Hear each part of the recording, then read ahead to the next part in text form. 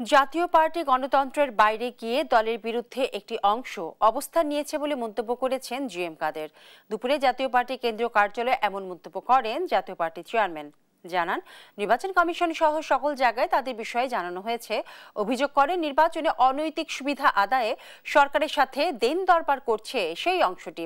এর আগে জন্মাষ্টমী উপলক্ষে সনাতন ধর্মাবলম্বীদের নেতৃবৃন্দের সাথে সৌজন্য সাক্ষাৎ করেন জাতীয় পার্টির চেয়ারম্যান গোলাম মোহাম্মদ কাদের।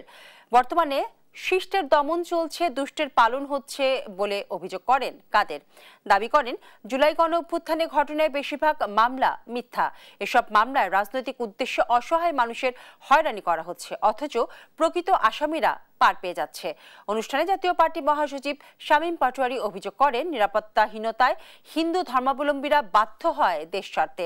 একমাত্র জাতীয় পার্টি তাদের মর্যাদা দিয়েছে এবং দিবে। দাবি করেন, দোসর দালালের তকমা দিয়ে বিভেদের রাজনীতি করে দেশকে ভাগ করা হচ্ছে। দেশের শুধু সংখ্যালঘুরা শুধু নয়, এই শুধু হিন্দুরা নয়, যারা বিভিন্নভাবে নির্যাতিত নিপীড়িত হয়ে শান্তি সবসময় উৎকণ্ঠার মধ্যে থাকছেন, উদ্বেগের মধ্যে থাকছেন, হতাশার মধ্যে বাস করছেন, যাদের মনের থেকে শান্তি উড়ে গেছে, চোখ থেকে ঘুম উঠে চলে গেছে, সেই সব মানুষকে শান্তিতে থাকতে দিন। আপনারা দেশকে ভালো না করতে পারেন আর খারাপ কিছু করবেন না। গায়ের জোরে আমাদেরকে অন্যায়ভাবে আমাদের পলিটিক্যাল কাজকর্ম এখনও বাধাগ্রস্ত করা হচ্ছে বিভিন্নভাবে। কাজে আমরা কোনো সময় নিষেধাজ্ঞায় ছিলাম না। আমাদের একটি অংশ, যাদের কারণে আমরা বেশিরভাগ সময় দোষর হিসেবে পরিচিত হয়েছি,